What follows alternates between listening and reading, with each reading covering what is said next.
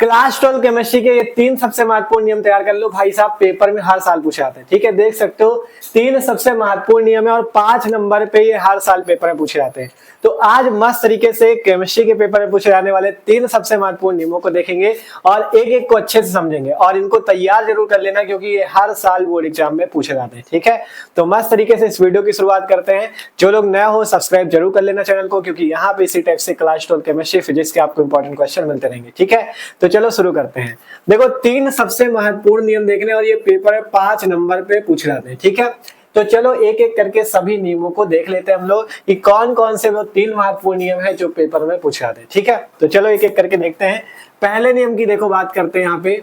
देखो पहला क्वेश्चन क्या है जो कि मोस्ट इंपॉर्टेंट है, आपसे पूछा जाता है पेपर में कि राउल्ट के वाष्प दाब का अवनमन नियम क्या है, इसकी सीमाएं व अनुप्रयोग भी लिखिए। ठीक है, आपसे क्वेश्चन क्या पूछा जाता है, राउल्ट का वाष्प दाब अवनमन नियम बताओ और इसकी सीमाएं और अनुप्रयोग भी लिखो। 5 नंबर का है, मोस्ट इंपॉर्टेंट क्वेश्चन, ये पहला क्वेश्चन है। ठीक है, तो मस्त तरीके से देखो, इसे देखते हैं, अच्छे से समझते हैं। ठीक है, और तैयार जरूर कर लेना क्योंकि आपसे कह रहे हैं पेपर में हर साल पूछा जाता है, प्रीवियस ईयर में कई बार पूछा जा चुका है। ठीक है, तो देखो बात करते हैं राउल्ट का वाष्प दाब अवनमन नियम क्या होता है।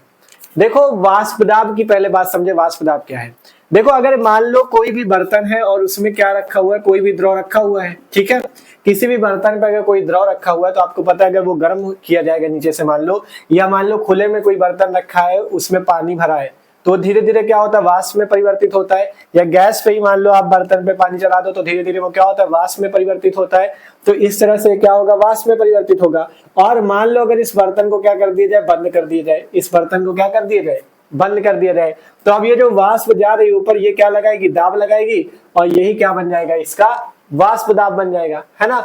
तो वही बात हो रही, राउल्ट ने ये बताया कि जो राउल्ट का नियम है ये कहता है कि वाष्प दाब का आपेक्षिक अवनमन। अब बात आती वाष्प दाब, तो हम समझ गए कि जो द्रव वाष्पित होता है और ऊपर जाके दाब लगाता है वो वाष्प दाब हो जाता है। लेकिन अवनमन क्या है, वाष्प दाब का अपेक्षिक अवनमन। देखो वाष्प दाब के अपेक्षिक अवनमन में ये होता है कि मान लो अगर कोई भी विलायक है तुम्हारे पास। ठीक है, विलायक का मतलब जैसे मान लो जल है। ठीक है, क्या है, कोई विलायक है, ये क्या चीज है, कोई विलायक। अगर तुम्हारे पास कोई विलायक है और उस विलायक में तुम क्या मिला दो, उस विलायक में तुम मिला दो अवाष्पशील विलेय। क्या मिला दो, अवाष्पशील विलेय। नाम ही है अवाष्पशील, मतलब ये वाष्पशील नहीं है, ये वाष्पित नहीं होता। ठीक है, क्या कहा हमने, मान लो तुम्हारे पास कोई विलायक है। अब विलायक जैसे पानी है, पानी आराम से वाष्पित होता है, वाष्प दाब लगाता है, तो इसका तो वाष्प दाब अच्छा है विलायक का, विलायक मतलब पानी का अच्छा वाष्प दाब है। लेकिन जैसे ही तुमने इसमें क्या मिला दिया, अवाष्पशील विलेय। अवाष्पशील विलेय का ये मतलब है कि वो वाष्पित नहीं होता है। तो जब विलायक केवल विलायक था तो वो आराम से वाष्पित हो रहा था, लेकिन जब तुमने अवाष्पशील विलेय मिलाया तो क्या हुआ, ये वाष्पित होता नहीं है। तो जब ये इसमें मिला ना तो इसके वाष्प दाब में आ जाती है कमी, क्योंकि ये वाष्पित नहीं होता, ये तो होता लेकिन ये नहीं होता। जब वो अकेला था आराम से वाष्पित हो रहा था, लेकिन जब ये आया तो वाष्पित होना कम हो गया, मतलब कम हो गया वो। ठीक है, तो वही चीज होता है वाष्प दाब का अपेक्षिक अवनमन। अवनमन का मतलब होता है वाष्प दाब में कमी, मतलब वाष्प दाब जो कम हो जाता है उसे ही अवनमन कहते हैं।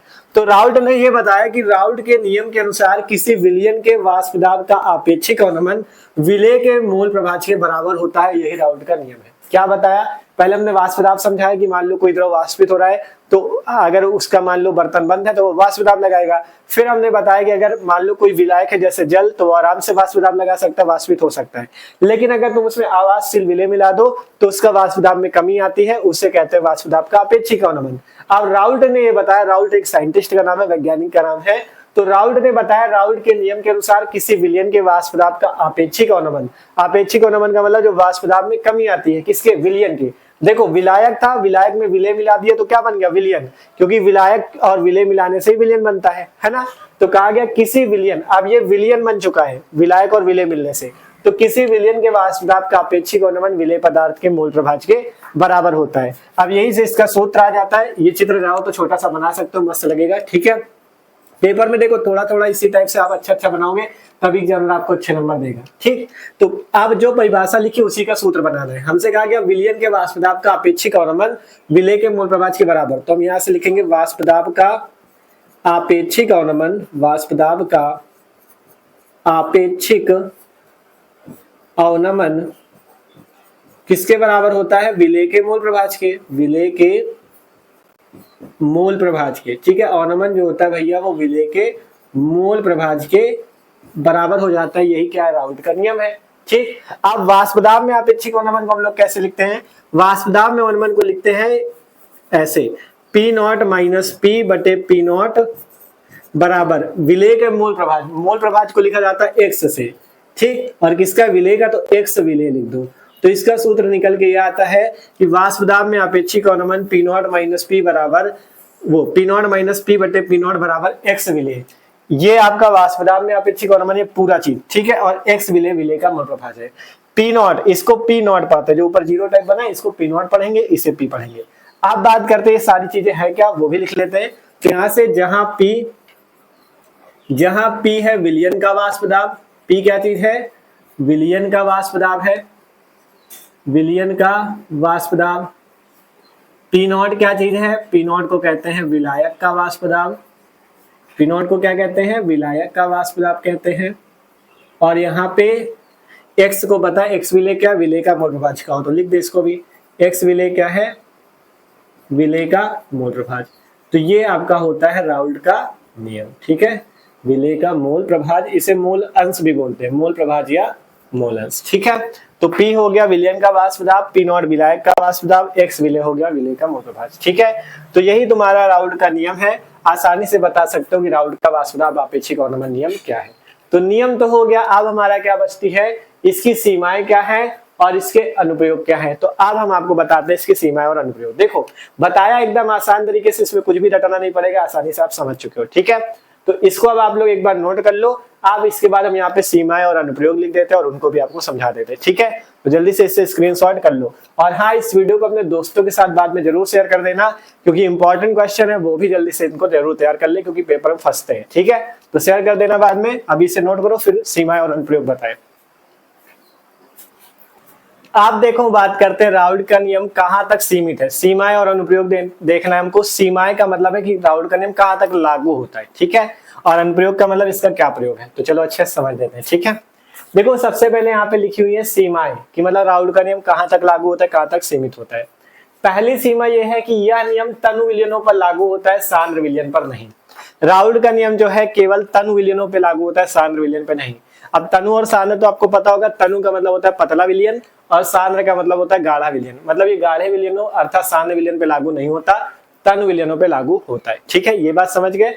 दूसरी सीमा यह है कि यह केवल अवाष्पशील पदार्थ के विलयनों पर लागू होता है। यह केवल अवाष्पशील पदार्थ के विलयनों पर लागू होगा। अवाष्पशील पदार्थ मतलब जो वाष्पित ना हो, ठीक है। दूसरी सीमा यह है। तीसरी ये है कि वैद्युत अपघट्यों के विलयनों पर राउल्ट का नियम लागू नहीं होता। अगर कोई विलयन वैद्युत अपघट्य का है तो उस पर राउल्ट का नियम लागू नहीं होगा। वैद्युत अपघट्य क्या होते हैं, वैद्युत अपघट्य वो होते हैं जो विलयन में आयनों में टूट जाते हैं। जैसे तुम्हारा NaCl है, ठीक है। ये अगर इसको पानी में डालोगे तो आयनों में टूट जाएगा, Na+ और Cl- में। तो ये एक प्रकार का वैद्युत अपघट्य है। तो वैद्युत अपघट्य जो विलयन में डालने पे क्या हो, आयनों में टूट जाए। तो वैद्युत अपघट्य का अगर कोई विलयन है तो उसमें राउल्ट का नियम लागू नहीं होगा। ये तीसरी सीमा है, ठीक है। तो ये बात तुमको याद रखनी, ये इसकी सीमा है। अगर कोई भी विलयन वैद्युत अपघट्य का होता है तो उस पर राउल्ट का नियम तुम्हारा लागू नहीं होता, ठीक है। तो सीमाएं हो गई। अनुप्रयोग देख लो, अनुप्रयोग है दो ठो। पहला अनुप्रयोग है कि वाष्पदाब की गणना करना। राउल्ट के नियम से आप क्या कर सकते हो, किसी के वाष्पदाब की गणना कर सकते हो। सूत्र जो बताया ना उसी से वाष्पदाब निकाल सकते हो। दूसरा काम मोलर द्रव्यमान निकाल सकते हो। मोलर द्रव्यमान का मतलब वही अणुभार, ठीक है। इसकी मदद से आप किसी का भी मोलर द्रव्यमान निकाल सकते हो। तो ये दो इसके अनुप्रयोग है, वाष्पदाब की गणना करना और मोलर द्रव्यमान ज्ञात करना, ठीक है। तो ये आपका पहला क्वेश्चन था जो कि मोस्ट इंपोर्टेंट था। राउल्ट का नियम क्या है, इसकी सीमाएं और अनुप्रयोग बताओ, हमने बता दिया, ठीक है। पहला क्वेश्चन कंप्लीट है। आप चलते हैं अगले क्वेश्चन की ओर। सारे क्वेश्चन इंपॉर्टेंट है, मस्त तरीके से देखना है, ठीक है। तो जल्दी से इससे भी नोट कर लो। अब चलते हैं अगले क्वेश्चन की ओर। आप देखो अगला जो प्रश्न है, अगला जो नियम है हमारे पास वो है फैराडे के विद्युत अपघटन के नियम।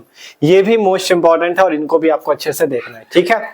देखो फैराडे के नियम की बात करें तो दो नियम है, फैराडे का प्रथम नियम और फैराडे का द्वितीय नियम। किस पे आधारित है ये, विद्युत अपघटन की प्रक्रिया पे। अब सबसे पहले हम आपको समझाते हैं विद्युत अपघटन क्या चीज है। वो समझ जाओगे तो नियम तुरंत समझ जाओगे। देखो सबसे पहले समझाते हैं विद्युत अपघटन, ठीक। देखो विद्युत अपघटन में क्या होता है, मान लो कोई भी तुम्हारे पास क्या हो, विद्युत अपघट्य हो। क्या चीज हो, विद्युत अपघट। विद्युत अपघट अभी बताया था क्या होता है, विद्युत अपघट क्या होता है, जो विलयन में आयनों में टूट जाए, है ना। तो मान लो कोई तुम्हारे पास विद्युत अपघट है जैसे NaCl, ठीक है। अगर कोई विद्युत अपघट का विलयन है और उसमें आप क्या डुबो दो, इलेक्ट्रोड। इलेक्ट्रोड क्या चीज है, इलेक्ट्रोड मतलब कोई भी धातु की छड़ समझ सकते हो, ठीक है। जैसे आपको जिंक का, मान लो जिंक धातु का अगर इलेक्ट्रोड बनाना है तो जिंक की छड़ को जिंक के विलयन में डाल दो। कॉपर का इलेक्ट्रोड बनाना है तो कॉपर की एक छड़ लो, छड़ का मतलब एक रॉड लो उसकी, और कॉपर के विलयन में डाल दो, ऐसे इलेक्ट्रोड बन जाता है, ठीक है। अगर जिंक की छड़ को जिंक के विलयन में डालोगे तो क्या बनेगा, जिंक का इलेक्ट्रोड। कॉपर की छड़ को कॉपर के विलयन में डालोगे तो क्या बनेगा, कॉपर का इलेक्ट्रोड। तो मान लो यहाँ पे कोई भी विद्युत अपघट्य है हमारे पास और उसमें इस तरह से 2 इलेक्ट्रोड डूबे हुए हैं, ठीक है। ये क्या हुए हैं, 2 इलेक्ट्रोड डूबे हुए, किसी भी धातु के हो, इससे मतलब नहीं, उदाहरण के लिए तुमको समझा रहे हैं, ठीक है। कोई विद्युत अपघट्य का विलयन है, मतलब जो आयनों में टूटते हैं और उसमें 2 इलेक्ट्रॉन इस तरह से डूबे हैं। अब विद्युत अपघटन की प्रक्रिया में क्या होता है, इसमें बाहर से विद्युत प्रवाहित की जाती है। विद्युत का मतलब लाइट, मतलब यहां से हम इसको एक बैटरी से जोड़ देते हैं, इस तरह से, इस तरह से इसको एक बैटरी से जोड़ देते हैं और यहाँ पे क्या होने लगती है, करंट प्रवाहित होने लगती है। और करंट जब प्रवाहित होती है तो विद्युत अपघटन की प्रक्रिया होती है। विद्युत अपघटन का मतलब है विद्युत द्वारा टूटना, विद्युत द्वारा अपघटित होना। मतलब यहाँ पे जो जिंक और कॉपर या किसी भी धातु की लोगे तो उसमें पदार्थ की मात्राएं मुक्त होती है, ठीक है। जब विद्युत अपघटन की प्रक्रिया होती है तो पदार्थ की मात्रा मुक्त होती है। जैसे NaCl लिया है तो यहाँ पे क्लोरीन गैस निकल सकती है, मतलब क्लोरीन पदार्थ हो जाएगा, उसकी मात्रा मुक्त हो सकती है। तो सिंपल सी बात यह है, विद्युत अपघटन की प्रक्रिया में अगर आप विद्युत प्रवाहित करोगे तो उसमें पदार्थ की मात्राएं मुक्त होती हैं, ठीक है। यही प्रक्रिया आपकी क्या बन जाती है, विद्युत अपघटन की। इसी आधार पे फैराडे ने 2 नियम दिए। विद्युत अपघटन समझ गए ना, विद्युत अपघट्य का कोई विलयन होगा, उसमें इलेक्ट्रॉन डूबे होंगे और उसमें विद्युत प्रवाहित अर्थात करंट प्रवाहित करोगे तो विद्युत द्वारा अपघटन होगा। अपघटन का मतलब विद्युत द्वारा वो चीज टूटेगा, जैसे NaCl क्लोरीन में टूटेगा, सोडियम में टूटेगा, ऐसे, है ना। तो ये तुम्हारी क्या हो जाएगी प्रक्रिया, विद्युत अपघटन की। अब एक एक करके दोनों नियम को हम लोग समझ लेते हैं, ठीक है। देखो पहला है फैराडे का प्रथम नियम। ये क्या कहता है, इसको देखो। कहा गया इस नियम के अनुसार विद्युत अपघटन की प्रक्रिया में इलेक्ट्रोड विशेष पर मुक्त पदार्थ की मात्रा विलयन में प्रवाहित की गई विद्युत की मात्रा के समानुपाती होती है। क्या कहा गया कि विद्युत अपघटन की प्रक्रिया में जो इलेक्ट्रोडों पर मुक्त पदार्थ की मात्रा है वो विलयन में प्रवाहित की गई विद्युत की मात्रा के समानुपाती होती है। मतलब जो यहाँ पे मुक्त पदार्थ की मात्रा होगी वो किसके समानुपाती होगी, विद्युत प्रवाहित की गई मात्रा के। तो यहां से हम लिखते हैं माना मुक्त पदार्थ की मात्रा की बात हुई ना, तो माना मुक्त पदार्थ की मात्रा W तथा वैद्युत की मात्रा Q हो, ठीक है। वैद्युत की मात्रा क्या हो, Q हो। कहा गया माना मुक्त पदार्थ, कहा गया ना मुक्त पदार्थ की बात है, जो मुक्त पदार्थ होगा, और वैद्युत की बात है। तो माना मुक्त पदार्थ की मात्रा W तथा वैद्युत की मात्रा Q हो, तो तुमसे कहा गया है कि जो इलेक्ट्रॉन विशेष पे मुक्त पदार्थ की मात्रा होती है विलयन में प्रवाहित की गई विद्युत की मात्रा के समानुपाती होती है। मतलब जो W पदार्थ की मात्रा है वो Q के क्या होगी, समानुपाती होगी। तो यहाँ से फैराडे का नियम आ जाएगा W समानुपाती Q के। यही तुम्हारा फैराडे का नियम होता है, W समानुपाती Q, ठीक है। अगर यहाँ से समानुपाती का चिन्ह हटता है तो यहाँ पे एक नीतांक आता है, W बराबर बन जाता है, W बराबर क्या बन जाता है, Z इंटू Q। जहां Z क्या चीज है, Z को कहते हैं फैराडे नीतांक। कहते हैं यहाँ पे लिख सकते हो जहां Z क्या है, फैराडे नीतांक। जहां Z है फैराडे नीतांक और Q बराबर, Q क्या है, वैद्युत की मात्रा है। Q का तुमको सूत्र भी पता है, फिजिक्स में पढ़ा, Q बराबर I इंटू टी होता है। क्या सूत्र होता है, Q बराबर I इंटू टी, मतलब धारा गुणे समय, ठीक है। तो आप चाहो तो यहाँ पे Q बराबर I इंटू टी भी रख सकते हो, ठीक है। तो ये है फैराडे का प्रथम नियम, एकदम सिंपल सा, कि इस नियम के अनुसार विद्युत अपघटन की प्रक्रिया में इलेक्ट्रॉन पे मुक्त पदार्थ की मात्रा W वैद्युत की मात्रा Q के समानुपाती होती है। तो W ये समानुपाती के चिन्ह बना है, W समानुपाती Q। तो अब जब समानुपाती के चिन्ह हटेगा तो एक नीतांक आएगा, तो यहाँ पे बराबर का चिन्ह लग गया, एक नीतांक आ गया Z। तो W बराबर Z इंटू Q, जहां Z फैराडे नीतांक और Q का चाहो तो सूत्र रख दो, Q बराबर I इंटू टी। यही तुम्हारा क्या है, फैराडे का प्रथम नियम। समझ गए, पहला नियम आसान था। दूसरा नियम क्या है, दूसरे नियम पे देखो, पहले नियम पे केवल एक ही विलयन होता है, दूसरे नियम पे एक से ज्यादा विलयन होंगे, मतलब 3-4 विलयन लगातार जुड़े हुए होंगे, तो वो द्वितीय नियम है, ठीक है। देखो क्या कहा गया, फैराडे का दूसरा नियम, इसमें कहा गया इस नियम के अनुसार, पढ़ो ध्यान से, इस नियम के अनुसार जब श्रेणी क्रम में जुड़े विभिन्न वैद्युत अपघट्यों के विलयनों में समान मात्रा में विद्युत प्रवाहित की जाती है तो इलेक्ट्रोडों पर मुक्त पदार्थों के द्रव्यमान का हो या मात्रा का हो, सेम बात है, द्रव्यमान उनके तुल्यांकी भारों के समानुपाती होती है। क्या आ गया कि मुक्त पदार्थों के द्रव्यमान उनके तुल्यांकी भारों के समानुपाती होगी। और इसमें एक कंडीशन है कि इसमें एक से ज्यादा विलयन होंगे। कहा गया श्रेणी क्रम में जुड़े विभिन्न वैद्युत अपघट्य के विलयन, मतलब एक विलयन मान लो इस तरह से डुबो दिया, इसके बगल में एक और लगा दिया, ठीक है, इस तरह से कई सारे विलयन लगे हुए, ठीक है, तो जितने चाहो आप लगा सकते हो, 3 लगाओ 4 लगाओ कितने भी, ठीक है। तो फैराडे ने दूसरे नियम पे ये बताया कि मान लो एक से ज्यादा विलयन, इसमें केवल एक ही विलयन की बात थी, इसमें 2-3 नियम पे कहा गया अगर विभिन्न वैद्युत अपघट्य के विलयन हो और वो श्रेणी क्रम का मतलब एक के बाद एक जुड़े हो तो उसमें जो मुक्त पदार्थ की मात्रा होगी वो उनके तुल्यांकी भारों के समानुपाती होगी। यही फैराडे का दूसरा नियम है, ठीक है। तो यहाँ पे देखो, यहाँ पे मतलब एक से ज्यादा विलयन होंगे, ये बात तुमको ध्यान रखनी। चित्र बनाओ चाहे ना बनाओ कोई दिक्कत नहीं है, यहाँ पे एक सिंपल सा बना दिया था, ठीक है। अब मुक्त पदार्थ की मात्रा उनके तुल्यांकी भारों के समानुपाती होगी, तो यहाँ पे मान लेते हैं, माना 2-3 पदार्थ मान सकते हो कि मान लो 2-3 विलयन है, 2 मान लो चाहे 3 मान लो 4 मान लो, कुछ भी मान सकते हो, ठीक है। माना यहाँ से लिख देते हैं, माना मुक्त पदार्थ की मात्राएं, मुक्त पदार्थ की मात्रा, क्योंकि एक से ज्यादा पदार्थ होंगे ना, एक से ज्यादा विलयन होंगे, मान लेते 3 विलयन है हमारे पास, 3 मान लो 2 मान लो 4 मान लो कितने भी मान लो, ठीक है। माना मुक्त पदार्थ की मात्रा W1 W2 W3 है, मतलब 3 विलयन है तो तीनों में अलग अलग मात्रा W1 W2 W3 है, तथा उनके तुल्यांकी भार, अब की बार तुल्यांकी भार के समानुपाती है, तो तथा उनके तुल्यांकी भार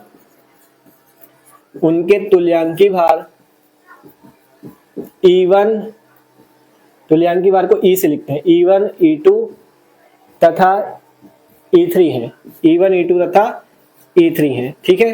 तुल्यांक देखो, मुक्त पदार्थ की मात्रा W1 W2 W3 है और उनके तुल्यांकी भार E1 E2 E3 है। अब कहा गया था कि जो मुक्त, देखो यहां से पढ़ो, विद्युत अपघट्यों के विलयन में समान मात्रा में, एक कंडीशन ये भी ध्यान रखना, श्रेणी क्रम में कई सारे विलयन जोड़े जाएंगे और उनमें समान मात्रा में वैद्युत प्रवाहित होगी। मतलब अगर 5 एम्पीयर की धारा पहले वाले में डाल रहे हो तो दूसरे में भी 5 की, तीसरे में भी 5 की, ऐसे मतलब समान मात्रा में वैद्युत प्रवाहित होनी चाहिए, ठीक है। और श्रेणी क्रम में अगर फिजिक्स में आपने पढ़ा ध्यान से, तो श्रेणी क्रम संयोजन में हमें पता है वैद्युत वैसे भी समान मात्रा में ही प्रवाहित होती है, तो इसकी कोई दिक्कत नहीं, ठीक है। तो इस नियम के अनुसार जब श्रेणी क्रम में जुड़े विभिन्न वैद्युत अपघट्यों के विलयन में समान मात्रा में वैद्युत प्रवाहित की जाएगी तो इलेक्ट्रोडों पे मुक्त पदार्थों के द्रव्यमान, मतलब जो W1 W2 W3 है, उनके तुल्यांकी भार E1 E2 तथा E3 के समानुपाती होंगे। यही आपका दूसरा नियम है। तो यहाँ से आप लिख सकते हो, समानुपाती कहा गया ना, उसी तरह तो यहाँ से लिख सकते हो W1 समानुपाती E1 के, W2 समानुपाती E2 के, W3 समानुपाती E3 के, ठीक है। ये तीनों आपके समीकरण हो गए। इनको समीकरण मान लेना, समीकरण 1 बना लो, इसको 2 बना लो, इसको 3 बना लो, ठीक है, एकदम सिंपल, कोई दिक्कत नहीं। जैसे इसमें था वैसे इसमें 3 है तो 3 लगा लिए, W1 समानुपाती E1, W2 समानुपाती E2, W3 समानुपाती E3। चाहे तो इतने में छोड़ दो या आगे थोड़ा सा और कर सकते हो, लिख दो समीकरण 1, 2 व 3 से, समीकरण 1, 2 व 3 से क्या चीज हो जाएगा, समीकरण 1, 2 व 3 से यहां से लिख देंगे W1 बटे E1 बराबर W2 बटे में E2 बराबर W3 बटे E3। यही तुम्हारा क्या है, फैराडे का दूसरा नियम है, ठीक है। इतने करके छोड़ दो, बाद में लास्ट में क्या कर देना, W1 बटे E1 बराबर W2 बटे E2 और W3 बटे E3, ठीक है। तो ये आपका फैराडे का द्वितीय नियम है, ये फैराडे का प्रथम नियम है। दोनों नियम इंपॉर्टेंट है, 5 नंबर पे पूछे जाते हैं, ठीक है। एक पूछा जाएगा तो 2 या 3 नंबर पे, दोनों पूछे जाएंगे तो 5 नंबर पे, ठीक है। तो आसानी से फैराडे का प्रथम नियम भी हो गया, फैराडे का द्वितीय नियम भी हो गया। आशा करते हैं दोनों नियम समझ में होंगे। अगर कम समझ में हो तो वीडियो को पीछे करके देख लेना, आसानी से समझ में आ जाएगा। वैसे तो अच्छे समझ आया, पूरा समझ में आया होगा।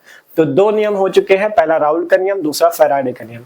आप चलते हैं तीसरे नियम की ओर, जो कि तीसरा नियम भी सबसे ज्यादा, तीसरा नियम इंपॉर्टेंट है, ठीक है। तो चलो तीसरा नियम देखते हैं। अब आप लोग इसको जल्दी से नोट कर लो। आप देखो, जो ये अगला नियम है ना, ये मोस्ट इंपॉर्टेंट है, सबसे ज्यादा इंपॉर्टेंट यही है और पेपर में बार बार पूछा जाता है, ठीक है। क्वेश्चन है आपका कि कोलराउस का नियम क्या है, इसका अनुप्रयोग भी लिखिए। ये आपसे इस तरह पूछा जाता है, कोलराउस का नियम क्या है और दुर्बल वैद्युत अपघट्य की अनंत अनुता पर मोलर चालकता की गणना करो। यही इसका अनुप्रयोग है। ठीक है, तो मस्त तरीके से पूरा देखते हैं, इंपॉर्टेंट बहुत ज्यादा, आसानी से समझेंगे। ठीक, तो चलो देखते हैं।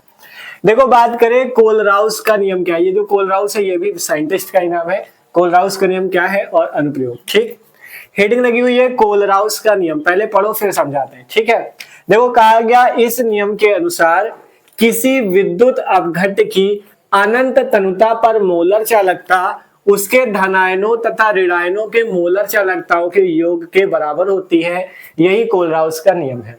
विद्युत अपघट्य हमने तुमको समझा दिया पहले ही। विद्युत अपघट्य वो होता है जो विलयन में टूट जाएगा आयनों में, जैसे HCl H+ और Cl- में टूटता है, NaCl Na+ और Cl- में टूटता है। तो जो विलयन में आयनों में टूटेगा वो वैद्युत अपघट्य है। ठीक है, इसमें कहा गया इस नियम के अनुसार किसी विद्युत अपघट्य की अनंत तनुता, कैसी तनुता होनी चाहिए, अनंत तनुता होनी चाहिए, उस पर मोलर चालकता की बात होगी। ठीक है, किसकी बात होगी, मोलर चालकता की। देखो मोलर चालकता को लिखा जाता है लैम्डा m से। देखो किसी किसी बुक में लैम्डा को इस तरीके से बनाया गया है और किसी बुक में लैम्डा को इस तरीके से बनाया गया है। तो चाहे आप जिस तरीके से बनाओ कोई भी दिक्कत नहीं, हम ऐसे बना रहे हैं। ठीक है, ये क्या है, लैम्डा। कहा गया मोलर चालकता, क्या कहा गया, मोलर चालकता। मोलर चालकता को m से लिखते हैं, तो यहाँ से लैम्डा m क्या हो जाएगी, मोलर चालकता हो जाएगी। लैम्डा m क्या चीज है यहाँ पे, मोलर चालकता। आप तुमसे कहा गया अनंत तनुता, तो अनंत का चिन्ह बना लो। अनंत का चिन्ह बनता है ऐसे, तो ये हो गया लैम्डा m ऊपर अनंत का चिन्ह। इसे ऐसे पढ़ सकते हो, लैम्डा m इनफाइनाइट। क्या पढ़ोगे, लैम्डा m इनफाइनाइट। अनंत को इंग्लिश में इनफाइनाइट कहते हैं, तो लैम्डा m इनफाइनाइट। ये क्या है, लैम्डा m मोलर चालकता थी, अनंत का चिन्ह हो गया तो अनंत तनुता पर मोलर चालकता। अब किसकी अनंत तनुता पर मोलर चालकता, विद्युत अपघट्य की। तो विद्युत अपघट्य आप कोई भी ले सकते हो, उदाहरण के लिए चाहे HCl NaCl कुछ भी ले लो। मान लो हम यहाँ पे ले ली HCl, तो हमने लिख दिया लैम्डा m इनफाइनाइट HCl। तो ये क्या हो गई, विद्युत अपघट्य की अनंत तनुता पर मोलर चालकता। कहा गया विद्युत अपघट्य की अनंत तनुता पर मोलर चालकता उसके धनायन और ऋणायन के योग के बराबर होती है। उसके धनायन तथा ऋणायन के मोलर चालकता के योग के बराबर होती है। धनायन ऋणायन क्या है, आपको पता है Cl में दो आयन होते हैं, H+ और Cl-। H++ वाला धनायन और माइनस वाला ऋणायन। तो धनायन और ऋणायन के मोलर चालकता के योग के बराबर होती है। मतलब यहां से आप लिख दोगे lambda infinite H+ plus lambda infinite Cl-। यही तुम्हारा कोलराउस का नियम है, सिंपल सा। बस क्या कहा गया था, किसी विद्युत अपघट्य की अनंत तनुता पर मोलर चालकता उसके धनायन और ऋणायन के मोलर चालकता के योग के बराबर होती है। यही कोलराउस का नियम है। तो सबसे पहले विद्युत अपघट्य कोई भी उदाहरण ले सकते हो। हमने HCl लिया है, तो HCl हो गया, लैम्डा m मोलर चालकता, अनंत का चिन्ह बना है अनंत दिखाने के लिए, अनंत तनुता दिखाने के लिए। तो अनंत तनुता पर मोलर चालकता किसकी, विद्युत अपघट्य की। कहा गया धनायन और ऋणायन की मोलर चालकता के योग के बराबर होगी, तो धनायन H+ और ऋणायन Cl-। तो यहाँ से धनायन की मोलर चालकता लैम्डा इनफाइनाइट H+ और ऋणायन की मोलर चालकता लैम्डा इनफाइनाइट Cl-। इसके योग के, तो मतलब प्लस लगा दिया, इसके योग के बराबर है। यही आपका कोलराउस का नियम है। तो परिभाषा भी समझ में आ गई होगी इसी से। ठीक है, तो परिभाषा दे दी हमने, एक हमने उदाहरण भी दे दिया। ठीक है, आप कोई भी उदाहरण दे सकते हो, आपकी मर्जी। तो कोलराउस का नियम तो सिंपल से ही है, परिभाषा उदाहरण हो गया। अब बात आती है इस कोलराउस के नियम का अनुप्रयोग क्या, इसकी मदद से आप क्या कर सकते हो। तो इसकी मदद से आप क्या कर सकते हो, अनुप्रयोग ये है कि दुर्बल वैद्युत अपघट्य की अनंत तनुता पर मोलर चालकता ज्ञात कर सकते हो। मान लो कोई अगर दुर्बल का मतलब कमजोर वैद्युत अपघट्य है, तो उसकी तुम क्या कर सकते हो, मोलर चालकता ज्ञात कर सकते हो। ये क्या चीज है, कोलराउस के नियम का अनुप्रयोग है। ठीक है, अब तुमको हम यहाँ से दुर्बल वैद्युत अपघट्य की मोलर चालकता ज्ञात करके दिखाएंगे, क्योंकि ये पूछा जाता है। ठीक है, तो यहाँ से हम मान लेते हैं उदाहरण के तौर पे कोई भी दुर्बल वैद्युत अपघट्य ले लेते हैं। दुर्बल का मतलब है सीधा सीधा कमजोर, है ना। दुर्बल वैद्युत अपघट्य, दुर्बल वैद्युत अपघट्य, एक दुर्बल वैद्युत अपघट्य का उदाहरण लेते हैं, जैसे है CH3COOH। ये क्या चीज है, एक दुर्बल वैद्युत अपघट्य है। ठीक है, ये क्या चीज, दुर्बल वैद्युत अपघट्य। और इसकी मोलर चालकता अगर लिखी जाए तो क्या हो जाएगी, लैम्डा m इनफाइनाइट CH3COOH। ये क्या हो गई, दुर्बल वैद्युत अपघट्य की मोलर चालकता होगी, लैम्डा m इनफाइनाइट CH3COOH। ठीक है, अगर इसको लिखना हो तो कैसे लिखोगे, जैसे यहाँ पे इसको लिखा था वैसे यहाँ पे लिखेंगे। तो देखो CH3COOH दो आयनों में टूटता है, CH3COO माइनस में और H+ में। तो ये पहले धनायन की मोलर चालकता लैम्डा इनफाइनाइट H+ में टूट जाएगा। चाहे धनायन पहले लिख लो चाहे ऋणायन लिख लो, कोई दिक्कत नहीं। ठीक है, तो चलो पहले इसको आगे वाले को लिख देते हैं, lambda infinite CH3COO minus plus lambda infinite H+ में। यही तो कोलराउस का नियम है, जिन जिन आयनों से मिलकर बना उसमें टूट जाएगी। ठीक है, तो ये एक प्रकार का दुर्बल वैद्युत अपघट्य है। इसकी वाली को हम मान लेते हैं समीकरण नंबर 1। इसको क्या मान लेते हैं? समीकरण नंबर 1। अब इसी के हम ज्ञात करके दिखाएंगे तुमको। कहा गया दुर्बल वैद्युत अपघट्य के अनंत अनंतता परमाणु लक्षण ज्ञात करना, तो इसी वाली को तुमको ज्ञात करके दिखाएंगे। अब बात आएगी कैसे ज्ञात करोगे, है ना? कैसे ज्ञात करोगे?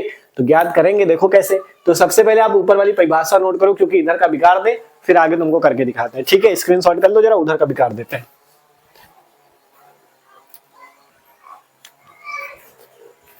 ठीक है, उधर का हमने बिगाड़ दिया। अब देखो दुर्बल वैद्युत अपघट्य की अगर ज्ञात करना है तो इसके लिए कुछ प्रबल वैद्युत अपघट्य ले लो जिससे निकल आए। ठीक है, तो यहाँ पे हम कुछ प्रबल वैद्युत अपघट्य के उदाहरण लेंगे। प्रबल वैद्युत अपघट्य, प्रबल वैद्युत अपघट्य के उदाहरण लिए जाएंगे। ठीक, प्रबल वैद्युत अपघट्य जैसे देखो कौन कौन से लेना है, जिनसे ये चीज बन जाए वो वाले लो। ठीक, एक तो ऐसा लेना जिसमें CH3COO होना चाहिए, एक ऐसा लेना जिसमें क्या होना चाहिए, CH3COO होना चाहिए, और एक ऐसा लेना जिसमें H+ होना चाहिए, तब तो बनेगा। एक ऐसा होना चाहिए जिसमें CH3COO हो और एक ऐसा हो जिसमें H+ हो। तो हम यहाँ पे 3 लेंगे। एक ले लेंगे CH3COO, CH3COO में देखोगे तो CH3COO तुमको मिल जाएगा। अब यहाँ से हम दूसरा क्या ले लेंगे जिसमें H मिल जाए, तो एक ले लेंगे हम HCl वाला, इसमें हमको H मिल जाएगा। लेकिन आप कहोगे CH3COO मिल गया, H मिल गया, लेकिन यहाँ पे दो चीज एक्स्ट्रा है, Na एक्स्ट्रा है और Cl एक्स्ट्रा है। तो इसको क्या करें, तो हम इसको हटाने के लिए एक ले लेंगे NaCl। देखो हमने क्या कहा, हमने एक CH3COO ले लिया, एक हमने H+ के लिए HCl वाला ले लिया। अब Na और Cl एक्स्ट्रा है तो इसके लिए एक NaCl ले लिया, इसको घटा देंगे तो ये वाला कट जाएगा। ठीक है, तो अब आगे से हम यहाँ पे हल करके तुमको दिखाते हैं। ठीक है, आप देखो यहाँ पे पहले CH3COO की लिखते हैं, तो यहाँ से हो जाएगी लैम्डा इनफाइनाइट CH3COO। अब ये दो आयनों में टूटेगा, CH3COO- और Na+ में, तो यहाँ से हो जाएगा लैम्डा इनफाइनाइट CH3COO- और प्लस लैम्डा इनफाइनाइट Na+। ठीक है, इसको मान लेंगे समीकरण नंबर 2। कोई दिक्कत नहीं किसी को, दो आयनों में टूट गया। अब दूसरा HCl है, इसको दो आयनों में तोड़ दो, जैसे अभी तोड़ा था ना, एग्जाम्पल तो अभी लिखा था। HCl का क्या हो जाएगा, lambda infinite H+ plus Cl-, चाहे प्लस वाला पहले लिख दो चाहे माइनस वाला, कोई दिक्कत नहीं इसमें। ठीक है, इसको माना तीसरा समीकरण।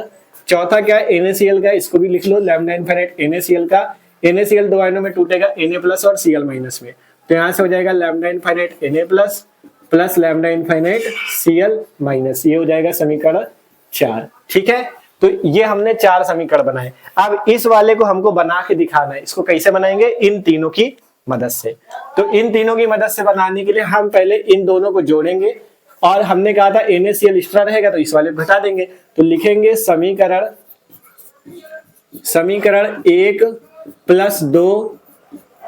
ठीक है, समीकरण 1 + 2 - 3 करने पर, समीकरण 1 + 2 - 3 करने पर, तो देखो कैसे हो जाएगा। इधर वाला इधर लिख लो, लैम्डा इनफाइनाइट CH3COO, ठीक, plus lambda infinite HCl minus lambda infinite NaCl। चलो ऐसे ही लिख देते हैं। ठीक है, इस तरह से देखो, इन दोनों को जोड़ दिया और इस वाले को घटा दिया। ठीक है, अब आगे हल करते हैं।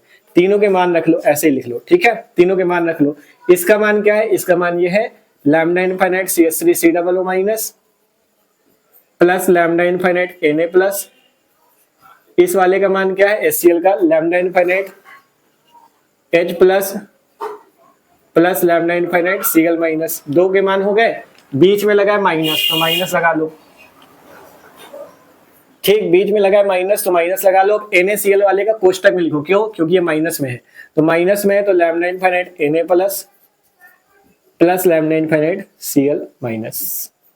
ठीक, समझ में आ गया इतना। देखो इसका ये आया, इस वाले का ये आया, बीच में माइनस लगा था, इस वाले का ये आया। ठीक है, इतने तक कोई दिक्कत नहीं। आप देखो हम डायरेक्ट यहाँ पे अगर बात करें तो अगली लाइन पे, जब ये तो सेम ही रहेगा ऊपर का, नीचे वाला जब माइनस अंदर ले जाओगे तो ये माइनस को हो जाएगा और ये वाला माइनस प्लस मिलके माइनस को हो जाएगा। तो हम यहीं पे डायरेक्ट करे दे रहे हैं। ठीक है, ये वाला माइनस का हो जाएगा और ये वाला क्या हो जाएगा, माइनस प्लस माइनस। समझ में आया कि नहीं, बताओ कैसे किया यार, कोई दिक्कत नहीं। देखो हमने क्या कहा, यहाँ बाहर माइनस का चिन्ह है तो माइनस के चिन्ह की वजह से अंदर के चिन्ह बदल गए दोनों के, है ना। Na+ जो प्लस का था माइनस का हो गया, ये वाला जो प्लस का था ये भी माइनस का हो गया। ठीक, माइनस होने की वजह से चिन्ह बदल गए। अब इनको जोड़ने के लिए देखो Na+ यहाँ प्लस, Na+ यहाँ चिन्ह कैसा है माइनस का, ऊपर कैसा प्लस का तो प्लस से माइनस कैंसिल, यहाँ पे Cl माइनस माइनस का, ऊपर कैसा प्लस का तो Cl माइनस से Cl माइनस कैंसिल। बचा क्या, केवल यहाँ से बचा lambda infinite CH3 C double O minus plus lambda infinite H plus. यही दो चीज तो बचे, यही दो चीज तो बचा, ये वाला और ये वाला। अब इन दोनों की जगह तुम क्या लिख सकते हो, इन दोनों की जगह तुम लिख सकते हो ये, इन दोनों की जगह क्या लिख सकते हो, ये लिख सकते हो, तो इसकी जगह ये लिख देंगे lambda m infinite CH3 C double O H। तो यही तुमको ज्ञात करना था, यही तो प्रूव करना था। तो आगे लिख देना, आगे वाली लाइन तुमको लिखनी है, क्या लिखोगे, इस नियम के अतः लिख दो, ऐसे लिख दो, यहाँ पे लिख दो अतः इस नियम के अनुसार, इस नियम के अनुसार, इस नियम के अनुसार, आगे ही वाली लाइन जोड़ देना है, इस नियम के अनुसार दुर्बल वैद्युत अपघट की अनंत अनुता पर मोलर चालकता ज्ञात कर सकते हैं। क्या लिखोगे, अतः इस नियम के अनुसार दुर्बल वैद्युत अपघट की अनंत अनुता पर मोलर चालकता ज्ञात कर सकते हैं। तो इस तरीके से देखो, हमने प्रबल लिए थे तीन, इन तीनों की मदद से इन दोनों को जोड़ा, उसको घटाया, तो हमको एक दुर्बल वैद्युत अपघट की मोलर चालकता मिल गई।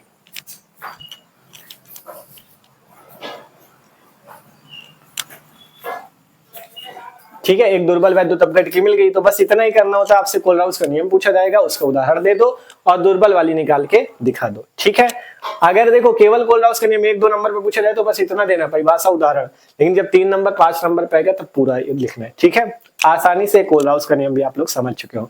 देखो प्रयास पूरा किया कि तीनों जो नियम है एकदम आसानी से आपको समझाया जाए, टाइम लेके समझाए, आसानी समझाए। ठीक है, तो वीडियो अच्छा लगा लाइक कर लो और इस वीडियो को अपने सभी दोस्तों के साथ शेयर कर देना, उनको बता दो कि इनको तैयार कर लो, पेपर में हर साल पूछे जाते हैं। ठीक है, तो वीडियो को लाइक जरूर कर लेना और चैनल पे जो लोग ना हो सब्सक्राइब कर लो, क्योंकि चैनल पे मस्त तरीके से तैयारी चल रही है क्लास 12 केमिस्ट्री फिजिक्स सभी की इंपॉर्टेंट टॉपिक की। और चैनल पे प्लेलिस्ट भी पड़ी हुई है, जिसमें हमने प्लेलिस्ट पे केमिस्ट्री की सारी चीजें पढ़ा रखी हैं, फिजिक्स की भी चैप्टर वाइज सारी चीजें पढ़ा रखी हैं, तो प्लेलिस्ट से जाके पढ़ के तैयारी कर सकते हो। ठीक है, और इस वीडियो के नीचे कमेंट करके जरूर बताना कि आपको ये तीनों नियम समझ में आए हैं कि नहीं आए हैं, कमेंट जरूर करना। ठीक है, तो मिलते हैं अगले वीडियो पे, इसे नोट कर लो। ठीक है, नोट कर लो।